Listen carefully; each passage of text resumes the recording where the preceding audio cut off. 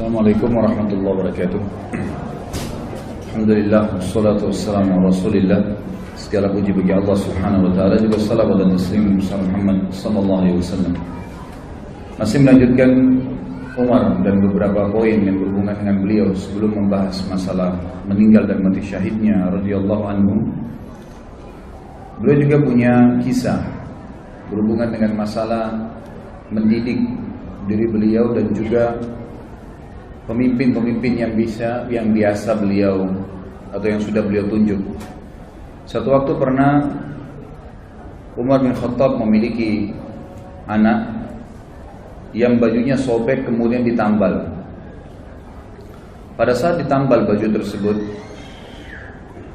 keesokan harinya robek lagi, ditambal lagi yang kedua kalinya, sampai terdiri baju tersebut dari beberapa kali tambalan. Teman-teman anak Umar ini mengolok-olok anak Umar. Anak Amir Mukminin bajunya sobek, anak Amir Mukminin bajunya ditambal. Sampai anak Umar bin Khattab ini menangis pulang dan berkata kepada ayahnya, "Wahai ayahku, masih anak-anak, masih kecil. Teman-temanku mengolok-olok aku karena bajuku ditambal. Bisa gak ayah belikan aku baju?" Kata ayahnya, "Kalau sekarang," kata Umar radhiyallahu anhu, "kalau sekarang saya nggak punya uang oleh anakku untuk beli baju. Bayangkan untuk beli baju berapa dirham aja nggak pegang uang pada saat itu." Radhiyallahu anhu. Beliau mengatakan, "Tapi aku akan coba mengirim surat kepada penjaga Baitul Mal." Itu adalah surat oleh Umar bin Khattab kepada penjaga Baitul Mal waktu itu, dan dikatakan, "Saya meminta secara pribadi, bukan kebutuhan negara, agar Anda meminjamkan saya uang untuk membelikan baju buat anak saya yang akan saya bayar bulan depan, digaji nanti. Ada gajinya Umar bin Khattab, saya akan ambil gaji, di gaji saya dipotong." Lalu waktu sampai surat tersebut di tangan penjaga Baitul Mal, kita perhatikan di sini bagaimana penjaga Baitul Mal juga ini orang yang beriman. Dia membalas surat Umar bin Khattab mengatakan, "Wahai Amir Mukminin, kalau saya pinjamkan kepada Anda uang ini, apakah Anda punya jaminan masih bisa hidup sampai bulan depan sehingga Anda bisa membayarnya?" Perhatikan ini dialog antara atau surat antara seorang pemimpin yang menunjuk pegawainya, dan pegawai menulis seperti itu. Waktu tiba surat penjaga Baitul Mal kepada Umar bin Khattab, Umar bin Khattab pun menangis. Menangis sambil berkata kepada, atau dalam kalimatnya yang masyhur, "Segala puji bagi Allah yang telah memberikan kepada saya orang-orang yang seperti ini." Lalu beliau berkata kepada anaknya, "Wahai anakku, bersabarlah. Kalau ayahmu ini masih hidup sampai bulan depan dan menerima gaji, maka pasti saya akan memberikan kamu baju." Ini sebuah pelajaran yang besar dari Umar radhiyallahu anhu, dan kita lihat dari awal kisah tadi beberapa jam kita jelaskan, hampir semua yang berhubungan dengan beliau itu pelajaran demi pelajaran. Hidupnya dipenuhi dengan kisah-kisah yang luar biasa, yang menjadi ibrah, yang menjadi pelajaran.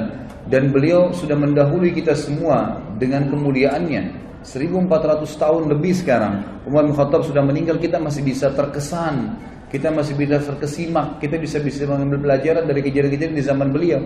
Bahkan menjadi hukum-hukum fikih yang dilakukan oleh seluruh umat Islam. Sebagaimana tadi kita jelaskan dalam beberapa poin, bagaimana Umar bin Khattab menjadikan atau dijadikan keputusannya sebagai hukum di jalan Allah Subhanahu wa taala. Umar bin Khattab radhiyallahu anhu sangat tegas dalam agama Allah ini. Tidak main-main kalau memang hal itu perlu ketegasan. Dalam sebuah kisah pernah ada seorang Yahudi dengan munafik. Yang munafik ini hutang dari orang Yahudi. Kemudian tiba masa si Yahudi menagih dari munafik. Munafik bilang, "Gak ada uang kamu sama saya." Cekcoklah dua orang ini, lalu diambil kesimpulan, kita berhukum aja. Waktu itu Nabi SAW masih hidup. Maka datanglah keduanya ke Nabi SAW. Nabi SAW melihat sesuai dengan data-data yang ada, Yahudi punya hak. Kata Nabi SAW, "Berikanlah haknya si Yahudi ini, karena memang kamu berutang sama dia, ada buktinya jelas." Ternyata keluar munafik ini tetap bilang, "Saya nggak mau bayar." Belum puas cari orang lain, dicarilah Abu Bakar. Ketemu Abu Bakar. Siapa setelah Nabi SAW? Abu Bakar, orang yang dianggap dimuliakan, datang ke sana. Memperlihatkan kasus kepada Abu Bakar, dipaparkan. Abu Bakar berhukum seperti hukum Nabi SAW, bahwasanya haknya Yahudi. Ternyata keluar dari rumah Abu Bakar, si munafik belum puas juga. "Saya belum mau bayar." Baik, Yahudi bilang kalau begitu kita cari orang lain. Kamu mau? Iya. Siapa? Umar bin Khattab. Datang kepada Umar radhiyallahu anhu di rumahnya. Begitu datang ke rumahnya, Umar bin Khattab mengatakan, siapa kalian? Satu mengatakan mengaku muslim tapi dia orang munafik. Di sini di riwayat tidak disebutkan namanya. Kemudian yang satu juga Yahudi.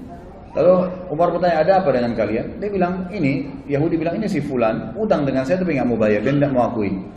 Lalu Umar pintar, Umar bertanya kepada mereka berdua, apakah kalian sudah pernah bertanya tentang masalah hukum ini sebelum datang ke sini? Kata mereka berdua, sudah. Kata Umar kepada siapa? Mereka bilang, kami telah datang kepada Muhammad. Kata Umar, apa hukumnya? Kata Muhammad memberikan hak kepada si Yahudi ini, kata si munafik. Karena alasan-alasan yang sudah dipaparkan. Lalu kalian kemana lagi? Mereka berkata, kami sudah ke Abu Bakar. Apa hukumnya Abu Bakar? Sama saja dengan hukumnya Muhammad SAW. Lalu Umar berkata, untuk apa kalian datang kepada saya? Keduanya mengatakan, kami ingin berhukum. Umar bilang, baiklah, tunggu sebentar. Umar masuk ke dalam mengambil pedang. Kemudian mengejar keduanya, akan menebas keduanya. Dua-duanya lari dari rumahnya Umar. Lalu Umar berkata, apakah kalian sudah berhukum kepada Rasulullah SAW? Masih ragu? Datang ke Abu Bakar lalu masih ragu, lalu datang kepada saya minta hukum, ini hukum saya. Pedang ini, gitu kan. Jadi beliau tidak main-main dengan hukum, gitu kan. Kalau memang sudah saatnya, saatnya, gitu kan. Seperti itu gambarannya. Dan tentu apa yang akan kita sampaikan, dipaparkan di buku ini, belum semua kisah Umar ternukilkan. Jadi bukan mustahil ikhwah-ikhwah sekalian, kalau anda pernah mendapatkan kisah lain tentang Umar asal riwayatnya sahih, itu tidak ada masalah. Karena cukup banyak riwayat yang dinukil yang memang belum dinukil di sini. Di antaranya ada kisah Umar bin Khattab dengan rahib, seorang pendeta Yahudi yang masuk Islam akhirnya karena sifat Nabi SAW. Dan ini sudah saya sebutkan di bahasan pada saat menjelaskan tentang kelebihan Nabi SAW. Ringkas ceritanya adalah ada seorang Yahudi yang pernah Nabi SAW utang dengannya 20 sak kurma. Satu sak kurma 2,5 kilo. Kemudian Nabi SAW sepakat akan dibayar di waktu tertentu. Ternyata belum tiba waktunya, orang Yahudi ini sudah datang, pendeta Yahudi sudah datang dan langsung berdiri di sebelah Nabi SAW, mencekik leher Nabi dengan sisa kain imamahnya, alaihissalatu wassalam. Lalu orang-orang waktu itu lagi hadir di masjid dan semuanya pada melihat kejadian tersebut. Akhirnya Umar bin Khattab yang ada di depan saf mengatakan, ya Rasulullah, izinkan saya menebas lehernya Yahudi ini. Lalu Nabi SAW memberikan isyarat untuk duduk Umar. Lalu Nabi SAW dalam kondisi tercekik menanyakan kepada Yahudi, ada apa hai Yahudi? Kata Yahudi ini, bayar hutangmu hai Muhammad. Kata Nabi SAW, kan belum tiba saat waktunya. Dia bilang, tetap saya mau dibayar sekarang. Maka Nabi SAW dalam kondisi duduk tercekik dan Yahudi ini berdiri menarik imamah beliau SAW, berkata kepada Umar, wahai Umar, pergilah ke Baitul Mal dan ambillah 20 sak kurma, bayarkan utang saya dan tambah 20 sak lagi. Kata Umar, ya Rasulullah, 20 sak pertama utang anda, 20 sak kedua untuk apa? Kata Umar, kata Nabi SAW, itu hukuman karena kau sudah menakut-nakuti dia. Kau tadi sudah mengancam akan menebas lehernya. Artinya Nabi SAW seakan-akan memberikan isyarat, kalau saya masih ada jangan ambil keputusan, gitu kan? Maka Umar pun pergi ke Baitul Mal, meninggalkan Yahudi ini. Yahudi jalan di belakangnya sambil marah dengan Yahudi ini. Tiba di Baitul Mal, Umar bin Khattab menyiapkan 20 sak kurma, diberikan kepada Yahudi itu. Waktu mau disiapkan 20 sak kedua, Yahudi ini bilang, enggak usah hai Umar. Kata Umar, kenapa? Dia bilang, Umar, apa kau tahu siapa saya? Kata Umar, saya enggak mau tahu siapa kamu. Dalam kondisi marah gitu kan. Langsung dia sebutkan namanya, saya Fulan bin Fulan.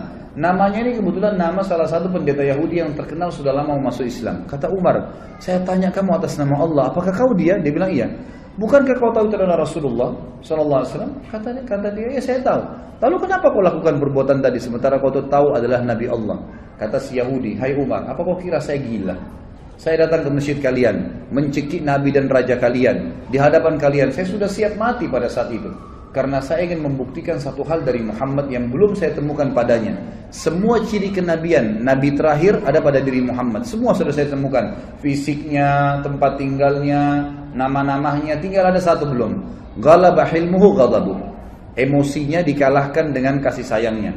Dan tadi itu saya sengaja nagih sebelum waktu, saya sengaja cekik lehernya. Tujuannya untuk memancing emosinya. Ternyata memang kasih sayangnya mengalahkan emosinya. Dan sekarang saya mengucapkan Umar asyhadu an la ilaha illallah wa anna Muhammad Rasulullah. Ini syahadat orang tersebut di depan Umar radhiyallahu anhu. Ini diantara kisah yang belum dinukil tentunya. Ada juga kisah yang lain, kisah tentang masuk Islam, kisah tentang Umar radhiyallahu anhu zaman khilafahnya. Beliau sempat keliling kota Madinah di malam hari. Kemudian beliau menemukan ada satu laki-laki Badui. Laki-laki Badui ini kebetulan lagi menancapkan tali kemahnya sambil mengikat kencangan tali untahnya, dan di dalam kemahnya ada suara rintihan perempuan yang sedang menangis. Maka Umar pun lewat dan berkata setelah memberikan salam, wahai laki-laki, hai rajul, bahasa Arabnya, wahai rajul, siapa kamu ini? Dia mengatakan, saya orang musafir dari Badui padang pasir, lagi lewat malam, kemalaman saya lihat ada tanah kosong, saya tebar kemah saya mau nginap di sini. Kata Umar, suara siapa tuh rintihan dalam kemahmu? Dia bilang, sudahlah saudaraku, pergilah, tidak usah campurin itu. Kata Umar, mungkin saya bisa bantu. Kata orang itu suara istri saya yang mau melahirkan, ya, tapi tidak ada yang bantu. Saya nggak tahu bagaimana melahirkan perempuan, dan juga tidak ada wanita yang saya kenal di Madinah bisa minta bantuan, apalagi itu tengah malam.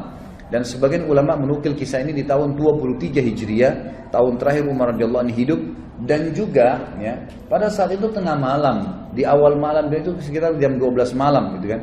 Jam 11, jam 12 malam, yang orang waktu itu sudah tidur semua. Jadi ini Umar bin Khattab sedang mengontrol, mengawasi sendiri.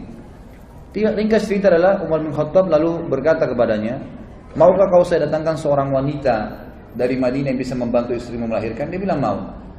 Perlu jemaah tahu bahwasanya laki-laki Badui ini belum tahu kalau ini Umar bin Khattab, belum tahu kalau ini khalifah.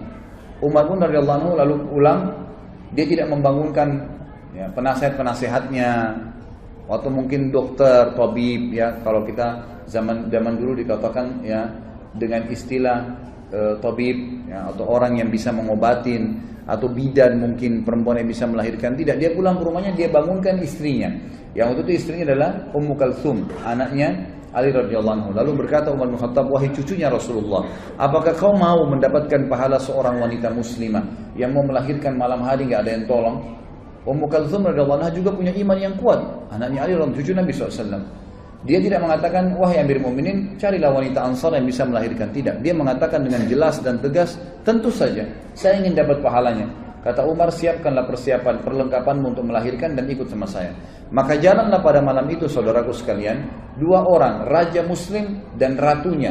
Tidak ada pengawal, tidak ada yang dampingin, dan tidak ada media yang akan mengekspos itu. Karena yang sedang dibantu seorang Badui yang cuma lewat, besok pagi mau pergi lagi. Gak ada yang tahu, tengah malam nih.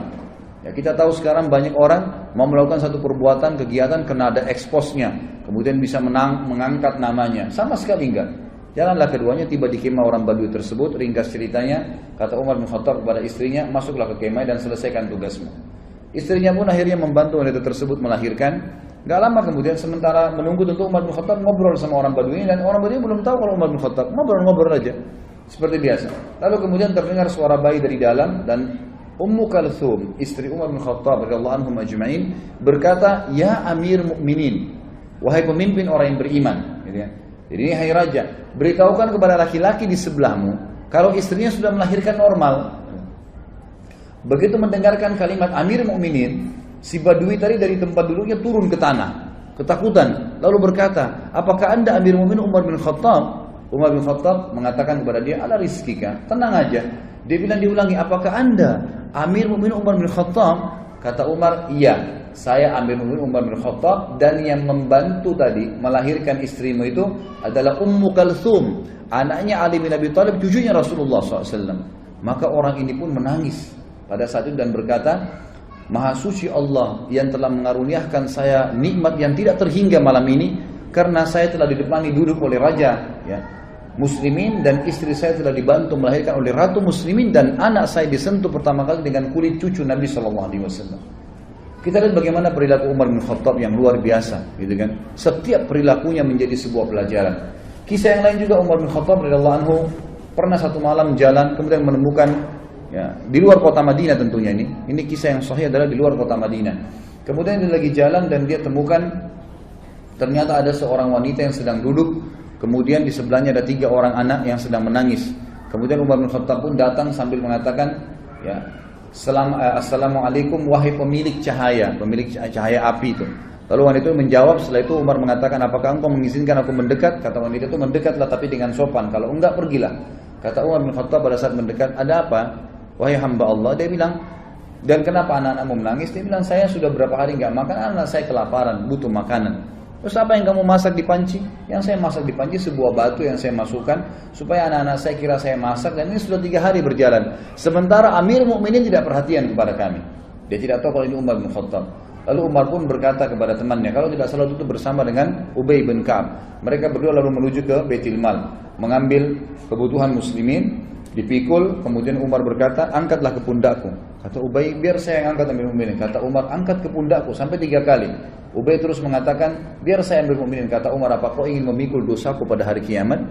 Maka Ubay pun diam. Lalu pergilah mereka berdua ke sana. Lalu Umar bin Khattab, dalam riwayat ini dikatakan meniup panci yang tadinya apinya sudah mulai redam, sampai terlihat asap dan percikan-percikan api berada di antara jenggot beliau. Dan waktu itu Umar bin Khattab memiliki jenggot yang sama Nabi SAW sampai ke dadahnya radhiyallahu anhu. Kemudian beliau meniup di tengah malam, seorang raja meniup api panci untuk memasakkan masyarakatnya. Setelah terbakar api tersebut, lalu Umar bin Khattab mengatakan kepada ibu tersebut, taburilah gandum di atas air. Lalu Umar yang mengaduknya. Terus diaduk sampai menjadi kental, menjadi makanan. Ditaruhlah garam, ditaruhlah segala kebutuhannya. Kemudian setelah itu diberikanlah makan oleh Umar bin Khattab. Dikatakan, berikan saya nampan, dikasih nampan, ditumpah. Kemudian diberikan makan anak-anak tersebut sampai semua kenyang. Setelah kenyang, kata Umar, ambillah ini semua. Lalu ibu tersebut berkata, sungguh demi Allah kau lebih baik daripada Amir Mukminin. Dia tidak tahu kalau ini Umar bin Khattab. Kata Umar, janganlah berkata begitu wahai ibu. Kalau kau satu waktu bertemu dengan Amir Mukminin, kau pasti akan menemukan saya ada di sana, gitu kan? Hanya begitu saja. Lalu Umar bin Khattab memegang tangan Ubay, sama-sama keluar. Kata Ubay, waktu Umar bin Khattab, Amir Mukminin meninggalkan tempat tersebut, lalu dia menyelip di antara semak belukar seperti binatang buas yang sedang mengintai mangsanya. Dilihat dengan teliti ke arah ibu tadi sama anak-anak itu. Lalu setelah itu dia lihat anak-anak tersebut yang tadinya nangis, tidur, bangun, bermain, ceria, gitu kan. Lalu Umar bin Khattab mengangkat kepalanya, ya seakan-akan berhenti untuk memata-matai dan berkata, segala puji bagi Allah yang selamatkan saya dari orang-orang ini yang akan menuntut saya pada hari kiamat. Perilaku yang sangat luar biasa dari seorang yang beriman kepada Allah Subhanahu wa ta'ala. Dan cukup banyak kisah yang berhubungan dengan hal-hal yang seperti ini. Umar bin Khattab radhiyallahu anhu juga pernah memberikan pelajaran tentang masalah takdir. Sebagaimana dinukil dalam banyak riwayat-riwayat sahih, teman-teman yang pegang buku bisa di halaman 276 sampai 277 kisah yang berhubungan dengan masalah itu. Umar bin Khattab radhiyallahu anhu pernah menuju ke negeri Syam, dan di negeri Syam itu ternyata ada satu wilayah yang akan dimasukin, terkenal ada penyakit taun. Ya, sebelum keluar ke negeri Syam, masih dari kota Madinah, gitu kan? Riwayat sahih menjelaskan masih di kota Madinah. Lalu pada saat itu ada seorang panglima perang, Abu Ubaidah bin Jarrah radhiyallahu anhu, yang terkenal juga, salah satu yang terkenal, Amin Hadil Ummah, orang yang paling terpercayanya umat Islam, gitu kan? Waktu itu Umar bin Khattab mengatakan, waktu mau keluar, dikatakan negeri yang Anda mau pergi ini oleh sebagian sahabat ada penyakit taun. Taun itu penyakit yang memang Nabi SAW larang kita masuk ke sana kalau ada penyakit itu. Dan kalau kita sedang ada di satu lokasi yang ada penyakit itu, maka otomatis kita dilarang keluar. Ini khilaf di antara ulama tentang masalah bahasa Indonesia untuk penyakit ini. Ada yang mengatakan kusta, ada yang mengatakan menyebutkan beberapa jenis penyakit, tapi saya tidak terlintas sekarang nama-namanya. Ringkas cerita adalah Umar bin Khattab mengatakan, kalau begitu kita urunkan niat dulu, jangan dulu pergi. Lalu Abu Ubaidah radhiyallahu anhu datang mengatakan, wahai Amir Mukminin, apakah Anda lari dari takdirnya Allah? Kata Umar bin Khattab, saya lari dari takdir Allah ke takdir Allah yang lain. Nah, jadi maksudnya di sini, selama masih berhubungan dengan perilaku seorang hamba, perilaku pilihan, makan atau tidak, minum atau tidak, tidur atau tidak, keluar atau tidak, semua itu adalah pilihan ikhtiar, gitu kan?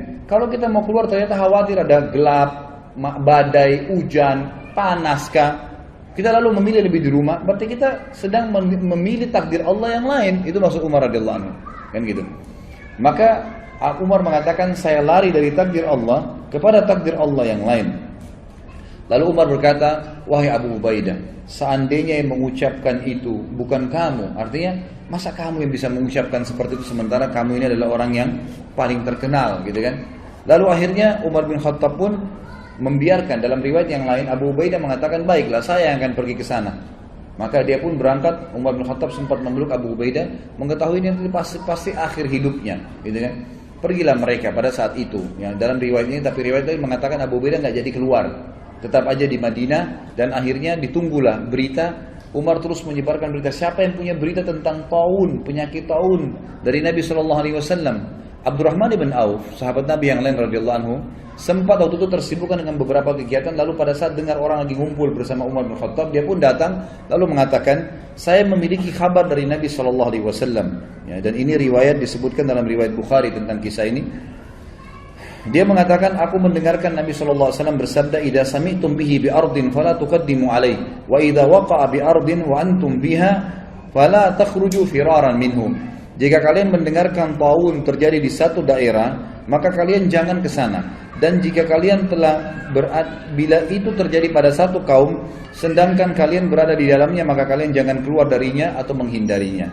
Maka Umar pun akhirnya bertahmid, mengatakan, alhamdulillah, segala puji bagi Allah yang telah membantu aku untuk mengambil keputusan yang tepat. Juga Bapak Ibu sekalian, ada kisah yang menarik tentang, atau syubhat seringkali kalau Anda baca buku sejarah, Anda temukan tentang, ada sering ahli-ahli sejarah Islam juga menulis buku yang mereka mengatakan Umar bin Khattab tidak menyenangi Khalid bin Walid.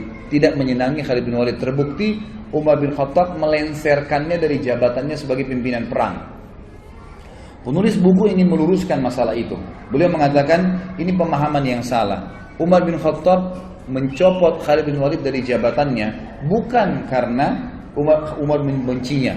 Ya, nanti akan beliau katakan bukti. Tetapi Umar bin Khattab sendiri menyebutkan dalam riwayat, ya ini disebutkan dalam Tarikh At-Tabari, ya, disebutkan oleh penulis buku menukil dari situ ya.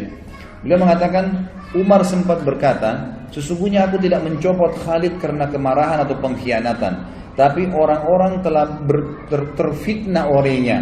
Aku khawatir mereka akan disandarkan kepadanya. Maksudnya nanti orang-orang menganggap Khalid bin Walid telah jadi penyebab menang perang, dan jadi fitnah, orang sudah tidak bergantung lagi sama Allah. Maka aku copot gara-gara itu. Dalam riwayat lain dijelaskan bahwasanya pernah terdengar oleh Umar bin Khattab Khalid bin Walid ini berkhianat. Beritanya begitu di harta rampasan perang. Lalu Umar bin Khattab dari Madinah mengutus Bilal. Perlu ikhwah dan akhwat sekalian tahu, teman-teman tahu, bahwasanya Khalid bin Walid ini dulu pimpinan, ya, tuan, sayyid di Mekah, gitu kan. Dan Bilal adalah seorang budaknya Umayyah bin Khalaf. Ya. Jadi dulu kondisinya tuh secara kejiwaan, ya, orang walaupun sudah masuk Islam, Bilal masih merasa Khalid bin Walid ini dulu tuan, gitu kan, terkenal. Merasa Khalid bin Walid ini dulu tuan, gitu kan, terkenal. Bila Umar ingin menghilangkan perasaan itu dari Bilal dan juga ingin mendidik kaum muslimin tentang sebuah poin penting, tidak ada fanatisme dalam Islam. Maka Umar radhiyallahu anhu mengutus Bilal, mengatakan, wahai Bilal, pergilah ke pasukan muslimin yang dipimpin oleh Khalid bin Walid. Lalu bacakan suratku ini pada Khalid, sementara Khalid kamu suruh tidur di tanah dan kamu letakkan telapak kakimu di pipinya. Ini perintah yang memang berat gitu ya, bagi Bilal berat, dan satu perilaku yang aneh gitu, tapi dilakukanlah. Bilal patuh. Bilal mengatakan, baiklah Amir Mu'minin. Tiba di sana, Bilal datang kepada Khalid bin Walid, masuk dalam kemah, bicara baik-baik. Wahai Khalid, Amir Mu'minin memerintahkan saya seperti ini. Bagaimana pendapatmu? Saya harus memanggilmu dengan suara keras dari luar kemah. Saya menyuruh kamu meletakkan pipimu di tanah, lalu saya letakkan telapak kakiku di atas pipimu, baru saya bacakan surat ini. Khalid bin Walid waktu itu memang lagi diuji juga imannya. Dia mengatakan, wahai Bilal, kita sudah masuk Islam, lupakanlah masa jahiliyah. Lakukan apa yang Amir Mu'minin perintahkan. Maka Bilal pun keluar dari kemah lalu teriak dari luar mengatakan, wahai Khalid ibn Walid, keluar. Gitu kan? Begitu keluar, letakkanlah pipimu di tanah dan aku akan letakkan telapak kakiku di pipimu sebagai perintah dari Amir Mu'minin. Semua pasukan lihat. Di pasukan ini banyak orang-orang Quraisy yang tahu kedudukannya Bilal dulu, yang tahu kedudukannya Khalid bin Walid dulu. Ini tuan, ini budak, bekas budak, gitu kan. Lalu Khalid bin Walid mengatakan, letakkanlah kakimu hai Bilal dan jangan ragu. Dan tidak pula ada yang marah dengan Bilal. Semua orang diam. Bilal pun meletakkan kakinya di atas pipinya Khalid bin Walid yang lagi diletakkan di tanah, lalu membaca suratnya Amir Mu'minin Umar. Umar berkata, ini surat dari Amir Mu'minin kepada pimpinan perang Khalid bin Walid. Telah sampai berita kepada saya bahwasanya kau berkhianat dalam masalah ghanimah, harta rampasan perang. Kalau benar, maka beristighfarlah, bertobat sama Allah, dan saya lenserkan kamu dari jabatanmu. Kalau tidak benar, maka kau mengatakan tidak benar, sementara Bilal masih menginjak pipimu, gitu kan? Dan saya akan tetap mencopot kau dari kepemimpinan, tetap kau berperang tapi bukan lagi pemimpin, agar tidak ada fitnah yang kena di tengah-tengah muslimin. Maka Khalid bin Walid dalam kondisi terinjak pipinya mengatakan itu tidak benar. Sudah selesai Bilal menyampaikan berita tersebut, tapi dia tetap dicopot dari jabatannya. Tapi di sini kita bisa lihat bagaimana ya Umar bin Khattab radhiyallahu anhu sangat tegas gitu kan. Tapi bukan berarti beliau benci Khalid bin Walid. Terbukti pada saat beliau meninggal dunia atau akan meninggal dunia, sempat Umar bin Khattab berkata, seandainya Abu Ubaidah masih hidup, karena Abu Ubaidah tadi sudah mati, ya dalam beberapa riwayat waktu dia pergi ke tempat yang ada taun, maka aku akan mengangkatnya menjadi penggantiku.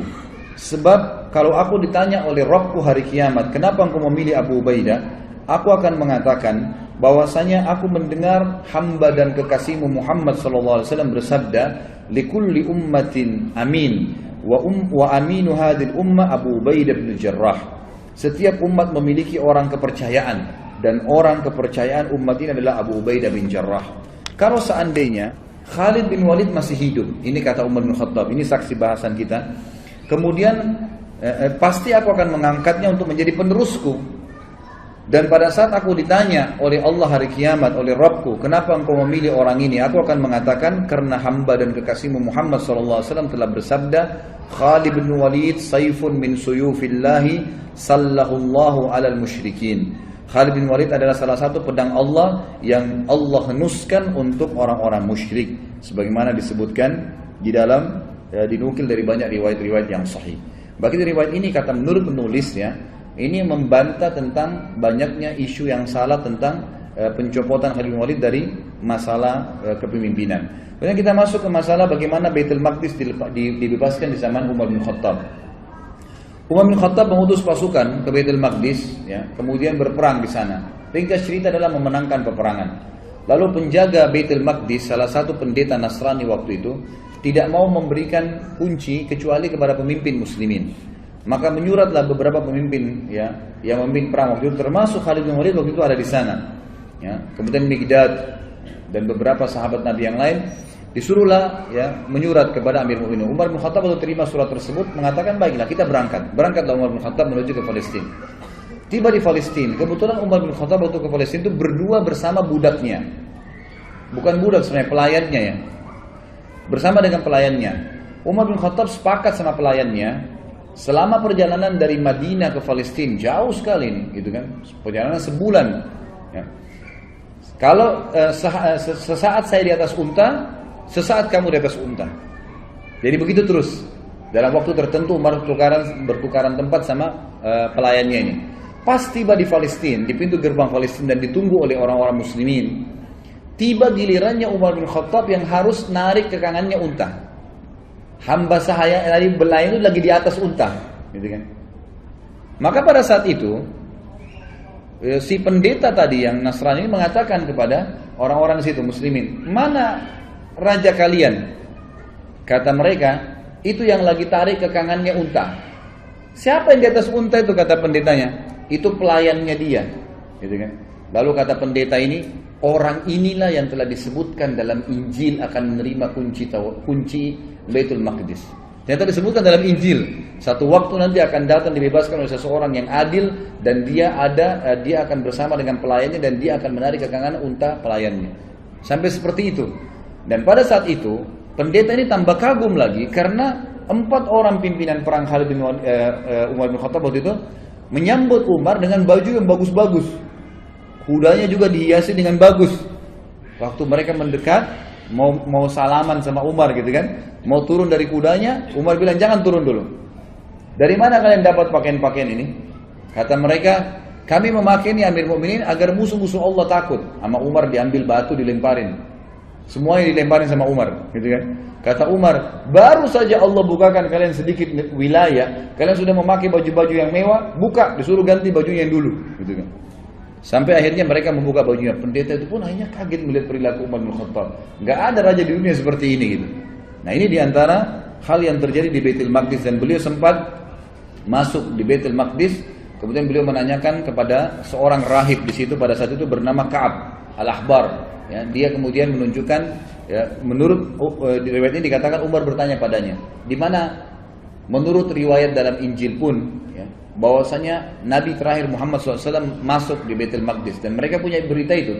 Mereka mengatakan dari pintu ini. Maka Umar pun masuk di situ. Kemudian Umar bin Khattab mengerjakan sholat di situ. Ini termasuk. Kemudian pelajaran yang lain juga disebutkan oleh beliau adalah sikap yang diambil menjadi hukum pada saat terjadi Amu Ramada. Ramada ini masa peceklik, kering sekali Madinah. Ya, sampai Umar tadi mulai zuhud, lebih zuhud lagi, tidak makan kecuali nasi sama roti sama minyak, dan itu membuat kulitnya sampai jadi hitam.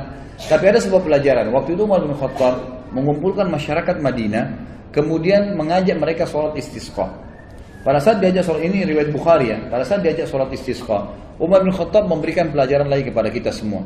Dia berkata dengan suara keras selesai sholat, mengatakan, ya Allah, dulu jika kami tertimpa kekeringan, maka kami bertawassul kepadamu dengan doa nabimu, lalu engkau menurunkan hujan kepada kami. Sekarang nabi kami sudah mati, maka kami bertawassul kepadamu dengan doa pamannya, itu Abbas radhiyallahu anhu, maka berilah kepada kami hujan. Kemudian Umar meminta Abbas untuk berdoa kepada Allah subhanahu wa ta'ala.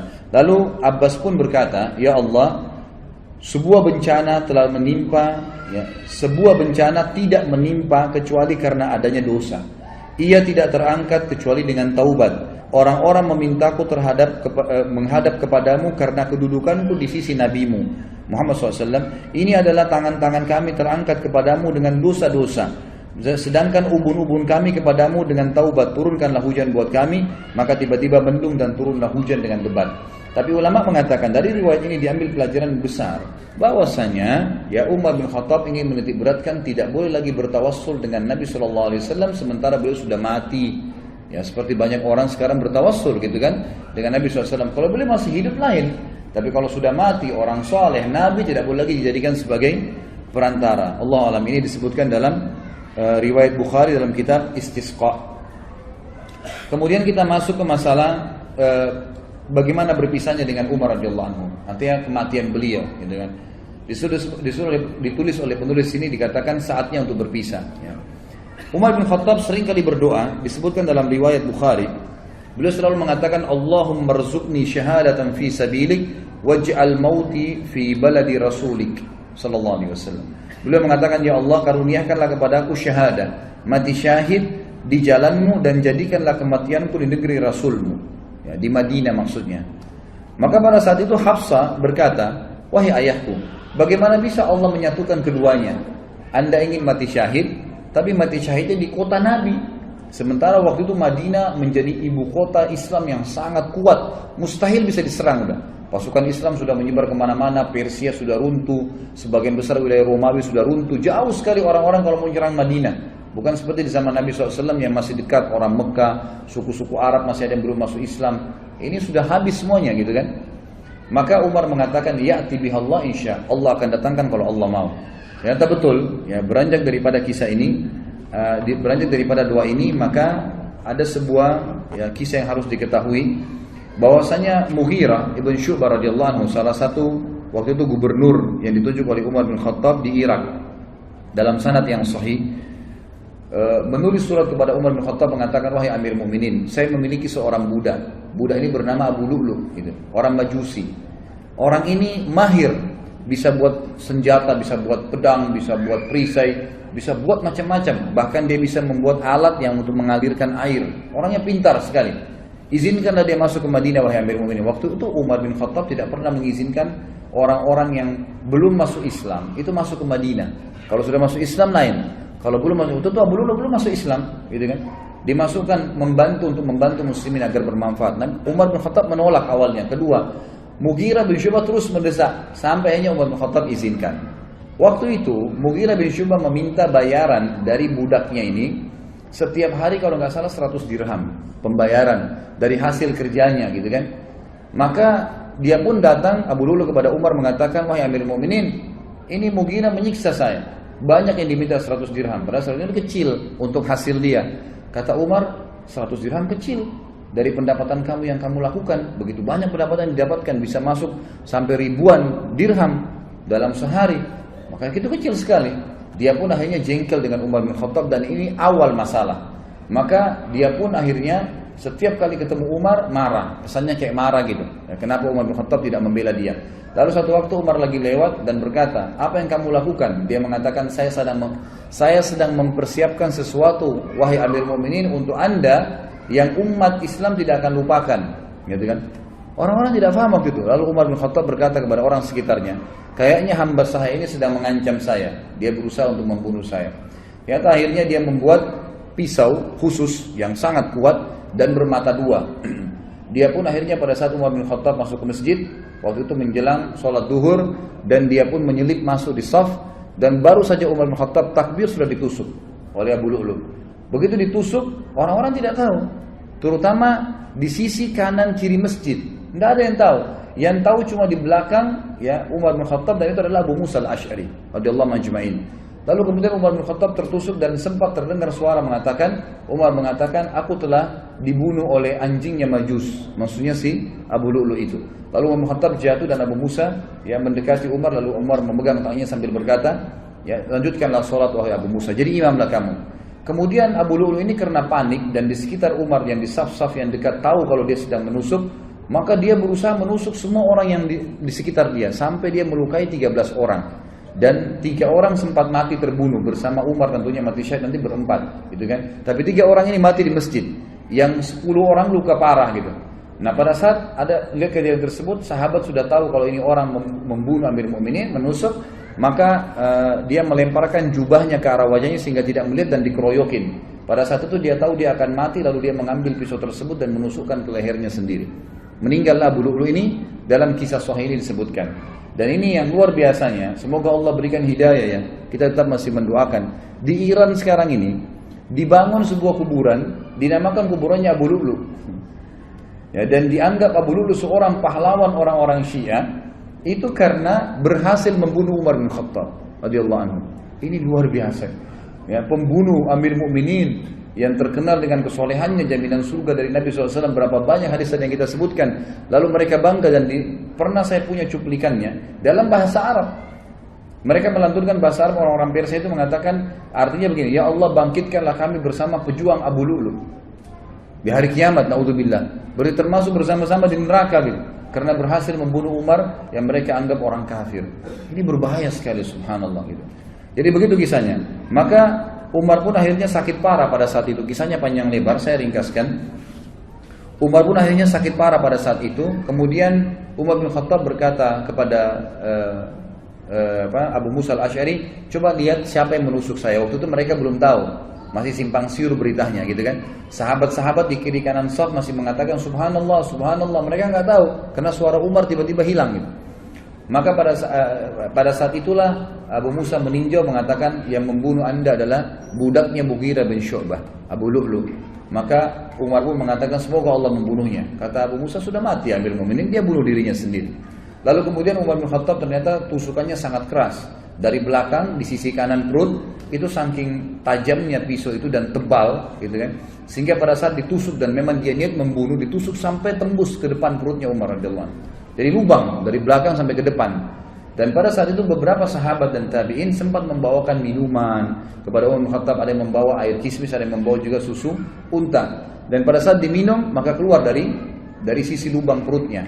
Dan dipanggil pada saat itu ada seorang tabib yang jelas sekali ya mengetahui masalah dan mengatakan kayaknya Amir Mu'minin sudah tidak tertolong lagi. Umar pun mengatakan, dan ini pelajaran-pelajaran yang kita bisa ambil luar biasa ya. Subhanallah, setiap orang yang dekat dengan Allah sebelum meninggal dunia, kita dengar kisah Abu Bakar yang lalu, ini kisah Umar, nanti kita dengar juga kisah Uthman, kisah Ali, sahabat-sahabat yang mulia nih yang dekat sama Allah. Sebelum meninggal, Allah kayak berikan isyarat mereka akan meninggal. Ya. Jadi mereka sempat mengembalikan amanah, mereka sempat memberikan wasiat, mereka masih sempat menasihati, mereka masih sempat menunjuk khalifah setelahnya. Banyak hal yang dilakukan, gitu kan? Termasuk Umar bin Khattab. Umar bin Khattab akhirnya berbicara, kalau saya mati, gitu kan, maka kuburkanlah saya, ya. Dan mintalah, dipanggil Abdullah bin Umar, mintalah kepada Ummul Mukminin Aisyah. Minta kepada Aisyah agar Aisyah mengizinkan aku dikuburkan bersama 2 sahabatku, Rasulullah SAW dan Abu Bakar. Maka Abdullah bin Umar pun mengatakan, saya masuk. ke rumah Aisyah dan mengatakan, wahai Amir Mukminin, Umar mengirim salam dan meminta izin untuk dikubur. Aisyah pun menangis mendengar berita Umar lalu berkata, semestinya aku berharap itu tempatku, aku dikuburkan di situ. Tapi aku akan izinkan untuknya. Waktu kembali Abdullah bin Umar kepada ayahnya Umar bin Khattab radhiyallahu anhu ajma'in, Umar berkata waktu disampaikan, apa beritamu? Abdullah bin Umar mengatakan, Ummul Mukminin mengizinkan. Kata Umar, segala puji bagi Allah yang menerima doa ini. Tapi pada saat saya sudah jadi jenazah, jadi sudah tahu kalau mau mati, sebelum saya dimasukkan ke dalam rumah Aisyah, tetap minta izin dulu. Kalau Aisyah mengizinkan Ummul Mukminin, kuburkan saya bersama Abu Bakar dan Rasulullah SAW. Tapi kalau tidak, kuburkan saya di pemakaman kaum muslimin umumnya, gitu kan? Begitu penyampaiannya. Pada saat Umar bin Khattab lagi sakit keras, ada beberapa kejadian penting yang kita bisa ambil pelajaran juga. Yang pertama adalah sempat Umar bin Khattab pingsan. Waktu itu di sebelah Umar yang paling dekat adalah Abbas, paman Nabi SAW radhiyallahu anhu, dan juga Ali bin Abi Thalib yang waktu itu mertuanya Umar bin Khattab, dan juga sahabat dekatnya Umar bin Khattab radhiyallahu anhu. Dan ini pelajaran besar sekali yang kita bisa ambil. Ahli sunnah wal jamaah meyakini Ali dan sahabat-sahabat Nabi semuanya mulia. Tidak pernah kita mencaci maki mereka, gitu kan? Beda dengan kaum Syiah yang terus-menerus mencaci maki sahabat. Ini berbahaya sekali, gitu. Ini bisa sampai pada tingkat kekufuran mereka, apalagi mengkafirkan sahabat. Sabda Nabi SAW, siapa yang mengatakan kufur kepada saudaranya Muslim, maka itu akan kembali kepada salah satu di antara mereka, siapa yang lebih berhak, ya, pengucapnya atau penerimanya. Gitu kan? Jadi tidak mungkin ketemu antara sahabat dengan orang biasa. Tentu saja orang biasa yang terkena dalam masalah ini. Ali berkata, ya, pada saat itu Umar pingsan. Terdengar azan. Lalu Abbas berkata, bagaimana nih kepada Ali? Amir Mukminin lagi pingsan. Kata Ali, ada rahasianya. Lalu Ali pun mendekati kuping Umar sambil berkata, As-salat ya Amiral Mukminin. As-salat ya Amiral Mukminin. 3 kali.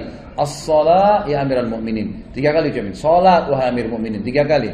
Tiba-tiba Umar yang kondisi pingsan, perutnya ini lubang dari belakang ke depan, ya, terbangun lalu mengatakan, iya, tidak ada Islam bagi orang yang tidak sholat.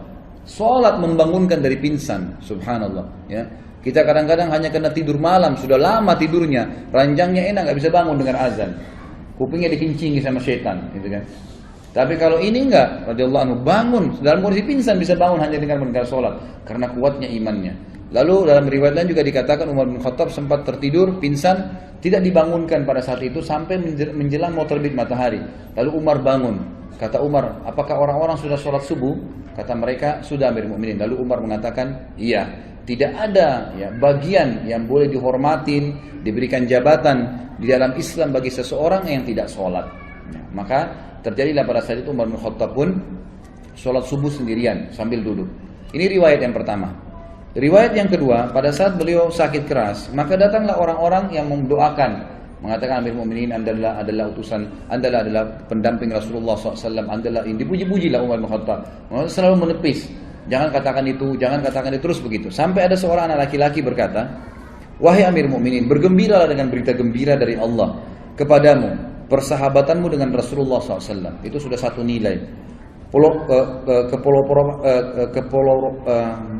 Perjuanganmu ya, perjuanganmu dalam Islam yang telah engkau ketahui.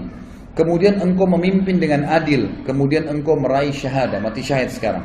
Lalu Umar menjawab, aku berharap semua itu tidak ada sambutannya denganku. Artinya jangan sampai aku merasa bangga dengan itu. Lalu ya, untuknya beliau mengatakan, dan akhirnya aku lepas dari tanggung jawabku, atau aku akhirnya tetap bertanggung jawab dengan dosa-dosa yang aku lakukan. Lalu pada saat anak muda itu mau keluar, ternyata anak muda ini bajunya menutupi mata kakinya. Dan ini riwayat jarang sekali disebutkan. Sebenarnya riwayat ini riwayat sahih ya, yang menyebutkan tentang dilarangnya laki-laki untuk isbal, menutup mata kakinya dengan celananya, dengan pakaiannya. Ini masuk dalam bab isbal sebenarnya. Lalu Umar melihat ternyata sarungnya, pakaiannya laki-laki anak muda itu menyentuh tanah, menutup mata kakinya. Lalu Umar berkata, panggil anak muda itu ke sini. Dipanggil kembali. Lalu Umar dalam kondisi sudah mau meninggal, lemah, masih bisa menasihatin orang lain. Apa yang dia katakan? Ya ibna akhi, irfa' thawbak, fa innahu abqa li thawbik wa atqa li rabbik. Wahai keponakanku, ya, biasanya orang dalam agama kita ini, kalau ada seseorang anak muslim lebih muda, ya, kita bisa mengatakan wahai anak saudaraku. Ya, kalau kita biasa mengatakan keponakan, karena ayahnya kan saudara kita dalam Islam. Ya, biasa dikatakan gitu, ya benar akhi, gitu kan. Angkatlah pakaianmu Karena itu akan lebih awet bagi pakaianmu, tidak mudah kotor, ya, tidak bisa menjatuhkan kamu, karena kalau panjang bisa menjatuhkan, bisa keinjak dan seterusnya. Dan itu lebih bertakwa kepada Rabbmu. Kemudian Ibnu Abbas berkata, aku berkata kepada Umar, bergembiralah, engkau akan meraih surga. Sungguh engkau telah menyertai Rasulullah dalam waktu yang lama. Engkau memegang urusan orang-orang beriman. Engkau bersikap tegas dalam menunaikan amanah. Umar berkata, adapun berita gembira surga yang engkau katakan kepadaku, demi Allah, seandainya aku mempunyai dunia dengan segala isinya, niscaya aku akan menjadikannya sebagai tebusan untuk menghadapi ketakutan besar yang ada di hadapanku sebelum aku mengetahui berita itu. Maksudnya, aku akan, ya, belum bisa aku mengatakan itulah pegangan, itu jadikan pegangan surga itu, walaupun sudah dijamin oleh Nabi SAW. Kalau seandainya aku punya dunia dan seluruh isinya, aku akan jadikan sebagai tebusan agar bisa mendapatkan surga itu. Adapun ucapanmu bahwasanya aku telah memegang urusan umat Islam, demi Allah aku berharap bahwa hal itu tidak ada sambutannya denganku. Untung ruginya tidak ada hubungannya denganku. Adapun yang engkau katakan bahwa aku telah menyertai Nabi SAW, maka hal tersebut benar. Hal tersebut benar. Ini diriwayatkan oleh Imam Ahmad dalam musnadnya. Kemudian Imam Az-Zahabi juga mengatakan, Ibnu Umar berkata radhiyallahu anhum ajma'in, kepala Umar berada di pangkuanku pada saat beliau sedang tertusuk, ya. Lalu ia berkata, letakkan pipiku di tanah, kata Umar. Lalu aku meletakkannya, kata Abdullah bin Umar radhiyallahu anhu ajma'in. Dia berkata, celaka bagiku dan celaka bagi ibuku jika Rabbku tidak merahmatiku. Artinya betul-betul kecelakaan, ya, luar biasa kalau sampai aku tidak, ya, diampuni oleh Allah Subhanahu wa taala. Lalu beliau sempat sebelum meninggal juga memberikan wasiat kepada, beliau mengatakan, aku berwasiat kepada khalifah yang datang setelahku, berbuat baik kepada muhajirin angkatan pertama, karena mereka lah orang-orang yang telah masuk Islam di awal, ya, dan memberikan hak-hak mereka, menghormati mereka. Yang kedua, aku berwasiat kepada orang-orang Ansar yang telah memperjuangkan dan menjual seluruh harta dan jiwa mereka untuk agama. Lalu berbuat baiklah kepada rakyat-rakyat di kota-kota dan di desa-desa, karena mereka adalah pejuang-pejuang Islam. Berbuat baiklah kepada orang-orang Badui, karena mereka adalah orang-orang asli muasal orang Arab dan penopang Islam. Serta aku juga mewasiatkan berbuat baik kepada zimmah, ahli zimmah, orang-orang kafir yang di bawah naungan pemerintahan Islam, karena, ya, hak mereka harus dipenuhi sebagaimana Nabi SAW perintahkan. Ada beberapa pujian sahabat-sahabat, ya, yang kita akan sebutkan poin-poinnya sebelum disebutkan kematian beliau radhiyallahu anhu kepada Umar bin Khattab, dan ini pada saat menjelang Umar bin Khattab sakarat dan meninggal dunia, dan beliau meninggal disebutkan dalam banyak athar sangat muda. Tiba-tiba saja beliau setelah memberikan wasiat tadi tentang khalifah setelahnya, lalu beliau menutupkan mata dan beliau meninggal dunia seketika pada saat itu. Tidak ada sesuatu yang melihat itu berat, susah, nggak ada seperti itu. Lalu pada saat itulah puji-pujian harum dari para sahabat datang kepada beliau. Jadi semenjak mereka lihat Umar sudah mulai melemah, sudah mulai ada puji-pujian yang keluar sampai beliau, ya, dimakamkan. Yang pertama, Abu Wail menyebutkan rahimahullah berkata, Abdullah bin Mas'ud radhiyallahu anhu datang kepada kami, dia menyampaikan berita kematian Umar kepada kami. Aku tidak melihat hari yang banyak tangisan dan kesedihan daripada hari itu. Kemudian Abdullah berkata, demi Allah, jika aku tahu bahwasanya Umar menyukai anjing, niscaya aku akan menyukainya. Maksudnya saking fanatiknya dengan Umar dan pendapatnya radhiyallahu anhum ajma'in. Umar bin Khattab selalu benar, dan ini disebutkan, ya, dinukil 195 dalam buku Ar-Riyadun Nadhirah, ya. Kemudian Huzaifah juga berkata, ini kisah atau ungkapan yang kedua, bahwa dia berkata pada hari kematian Umar, pada hari ini kaum muslimin meninggalkan sebuah sisi pagar Islam, artinya kehilangan pagar benteng mereka. Abdullah bin Abbas juga berkata, Hudzaifah juga berkata di statement yang lain, Islam pada zaman Umar seperti seorang laki-laki yang melangkah maju. Dia tidak bertambah kecuali dekat. Tetapi ketika Umar terbunuh, maka seorang laki-laki itu seperti mundur. Artinya waktu Umar datang, Islam terus maju, mengekspansi sampai kemanapun, dikenal oleh orang. Waktu Umar meninggal, seakan-akan Islam yang berbentuk seperti orang itu mundur, gitu kan? Seakan-akan mundur. Jadi tidak ada lagi yang bisa mengikuti langkah-langkah Umar. Abdullah bin Abbas berkata dalam kisah yang lain atau pendapat beliau, ditanya kepada beliau, apa pendapat anda tentang Umar? Abdullah bin Abbas radhiyallahu anhu berkata, semoga Allah merahmati Abu Hafs, maksudnya Umar. Hafs ini anak pertamanya Umar, laki-laki. Demi Allah, dia adalah pembela Islam, pengayom anak-anak yatim, tempat tinggal iman, tempat tinggal iman, sumber kebaikan, penyantun orang-orang lemah, benteng bagi para khalifah, kokoh dalam kebenaran, suka membantu orang lain, menegakkan hak Allah dengan sabar dan berharap pahala kepada Allah sehingga agama ini tegak. Dia telah memperlebar wilayah kaum muslimin, mengingat Allah SWT di atas bukit dan daratan, memuliakan Allah dalam keadaan senang dan susah, bersyukur kepadanya di setiap waktu, maka Allah akan menimpakan penyesalan kepada siapa saja yang membencinya sampai hari kiamat. Abdullah bin Abbas adalah ahlul bait, gitu kan? Anaknya Abbas. Dan ini juga status statement yang luar biasa dari Abdullah bin Abbas yang disampaikan oleh beliau, siapapun yang membenci Umar, maka Allah akan menimpakan penyesalan kepadanya sampai hari kiamat. Kemudian Abbas bin Abdul Muttalib, paman Nabi SAW, Ahlul Bait juga mengatakan, aku adalah tetangga Umar bin Khattab, aku tidak melihat seseorang yang lebih baik daripada Umar. Malamnya adalah sholat, siangnya adalah puasa, dan menunaikan seluruh keperluan masyarakat. Ali bin Abi Thalib juga pernah berkata pada saat meninggalnya Umar bin Khattab, dan dinukil oleh Abdullah bin Abbas, semua adalah Ahlul Bait Nabi SAW. Berarti mereka sangat menghormati Umar radhiyallahu anhum ajma'in. Ali berdoa, berkata, Ali mendoakan Umar agar Allah merahmatinya. Kata Abdullah bin Abbas, dia berkata, engkau tidak meninggalkan seseorang di mana aku lebih menyukai bertemu Allah dengan amalan seperti amalanmu, hai Umar. Demi Allah, aku sudah mengira bahwasanya Allah akan menjadikanmu bersama sahabatmu, karena aku sering mendengarkan Nabi SAW bersabda, "Zahabtu ana wa Abu Bakar wa Umar, wa dakhaltu ana wa Abu Bakar wa Umar, wa kharajtu ana wa Abu Bakar wa Umar." Aku sering mendengar, kata Ali radhiyallahu anhu ajma'in, Nabi SAW bersabda, aku pergi bersama Abu Bakar dan Umar, aku masuk bersama Abu Bakar dan Umar, dan aku keluar bersama Abu Bakar dan Umar. Jadi ini jelas statement Ali radhiyallahu anhu mengatakan wajar kalau kamu dikubur bersama Nabi SAW dan Abu Bakar. Abdullah bin Abbas juga berkata, perbanyaklah mengingat Umar, karena jika kalian mengingatnya, niscaya kalian akan mengingat keadilan.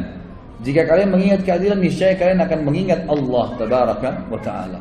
Jadi ini statement yang sangat luar biasa. Dan seperti kita tahu ikhwan dan akhwat sekalian, sampai sekarang subhanallah, kita pada saat dari tadi kita mengisahkan Umar, saya yakin berapa persen pun itu jumlahnya, ya kalau memang Allah mudahkan sampai full, alhamdulillah, bisa semaksimal mungkin 90-100% kita bisa mengambil pelajaran, sangat baik. Berapa persen pun tadi waktu kita dengarkan kisahnya, yang terlintas adalah seorang sosok yang sangat kuat, tegar, dari orang yang tidak baik menjadi orang yang sangat baik, dari orang yang akhirnya orang yang jadi pemimpin dan menjadi orang yang sangat adil dalam pemimpinannya, orang yang sangat berani, orang yang sangat sayang dengan masyarakatnya, orang yang sangat zuhud, orang yang sangat wara', banyak sekali kelebihan beliau radhiyallahu anhu. Dan dengan membaca kisah beliau, kita akan bertambah iman. Baru membaca kisahnya, bagaimana dengan dia sendiri yang sudah hidup pada masa itu radhiyallahu anhu. Dan saya tutup ikhwas sekalian, ini tentu tambahan kisah saja. Ini setelah Umar bin Khattab meninggal lalu dikuburkan. Sebelum beliau meninggal, beliau sempat dikatakan oleh beberapa sahabat, tunjuklah wahai Amir Mu'minin siapa yang akan menggantikan anda. Kata Umar radhiyallahu anhu, saya tidak berani menunjuk siapapun kecuali saya harus mengumpulkan 6 orang yang tersisa dari ahli, dari orang yang dijamin masuk surga. Maka kumpulkanlah pada saat itu ada Utsman, Ali, Talha, Zubair, Abdurrahman ibn Auf dan Sa'ad. Dikumpullah 6 orang ini. Lalu kata Umar radhiyallahu anhu, kumpullah mereka ini. Lalu Umar memanggil mereka ke dalam rumahnya Umar. Lalu Umar berkata, ini ada kamar saya. Ini kamar sering saya gunakan untuk kebutuhan muslimin. Berkumpullah kalian di dalam kamar ini dan musyawarahlah agar ada orang di antara kalian yang bisa menggantikan saya setelah saya meninggal. Dan ingat, wahai Abdurrahman, kau jadi pimpinannya. Jangan keluar dari ruangan ini kecuali sudah ada satu khalifah. Kalau enggak, kalian berenam saya penggal lehernya.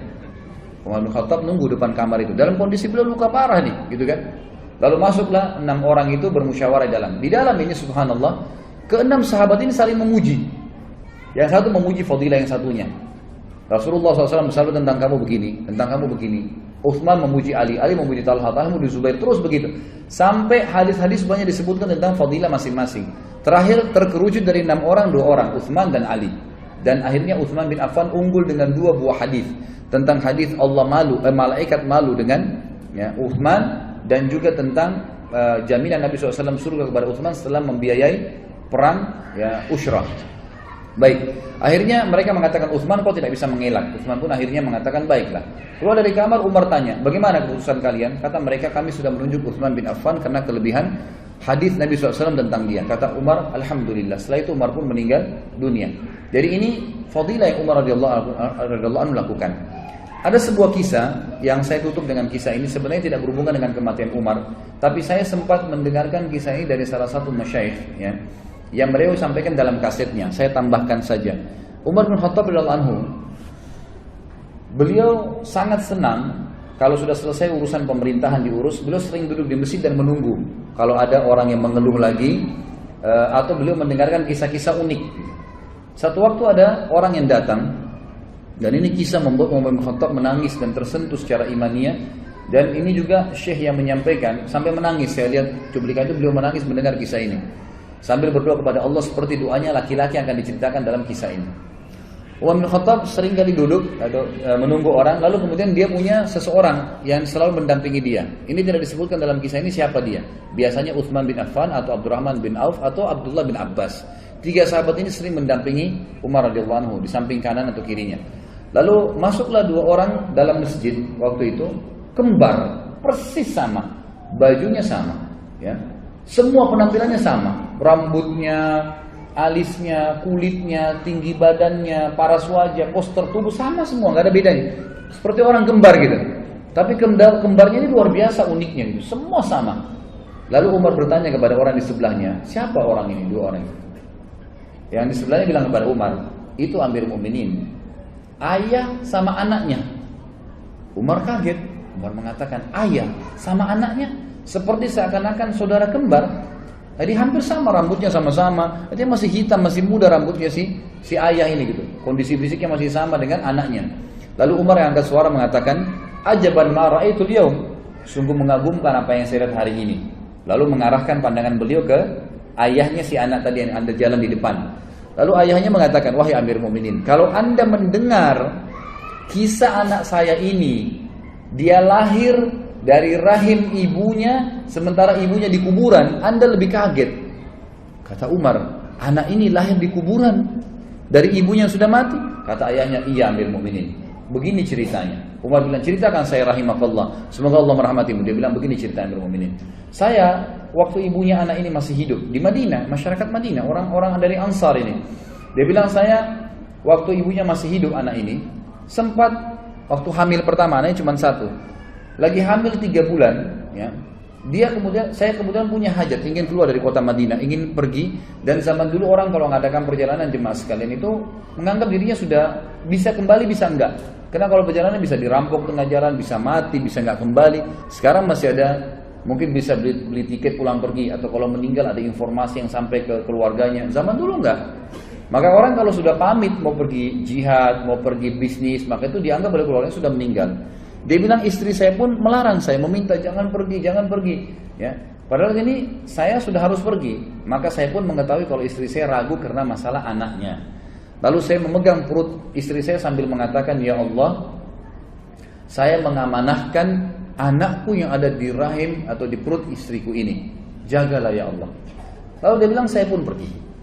Setelah saya pergi, saya kembali 6 atau 7 bulan setelah itu. Jadi pas waktu melahirkan istrinya dia balik. Pada saat saya tiba di rumah saya waktu maghrib, kemudian saya coba ke rumah saya, tidak ada orang. Saya kemudian mendatangi kerabat-kerabat saya terdekat yang ada di Masjid Nabi. Saya tanyakan mana istri saya, mereka bilang istrimu sudah meninggal 2 minggu yang lalu. Sudah meninggal 2 minggu yang lalu. Maka saya pun sholat Isya, dan saya setelah Isya mau pulang ke rumah saya dan mengunjungi beberapa kerabat istri saya untuk menyampaikan takziahnya, gitu kan. Kemudian saya lewatin Baqi dan saya bilang pada teman-teman saya dan kerabat saya, mana kuburan istri saya? Ditunjuklah. Dia bilang, begitu saya lewat dekat kuburan istri saya, di atas kuburan istri saya ada asap keluar, asap, banyak sekali asap itu. Lalu kemudian saya bilang, apa ini? Kata keluarganya dan teman-temannya, ini terjadi dari semenjak kami masukkan istrimu di kuburan 2 minggu lalu. Setiap hari keluar asap, setiap hari. Kami juga nggak tahu apa. Kata suaminya apa? Demi Allah, saya tidak tahu dari istri saya ini kecuali kebaikan. Orangnya baik sekali, patuh pada suami, sholatnya terjaga, puasanya terjaga. Nggak mungkin ini keburukan, pasti Allah tunjukkan kebaikan. Dia bilang, lalu tergeraklah hati saya Amir Mukminin untuk menggali kuburan istri saya. Waktu saya gali, saya temukan anak saya ini berada di bawah rahim istri saya yang sudah mati. gitu kan? Ada di situ, hidup.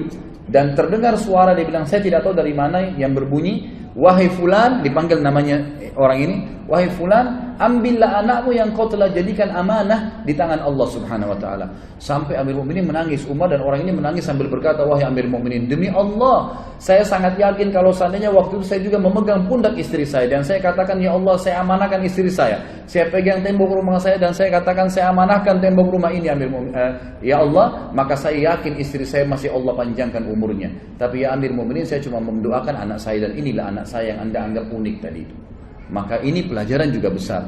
Bagaimana kita bisa ambil bahwasanya orang melibatkan Allah Azza wa Jalla dalam segala kehidupannya, gitu kan?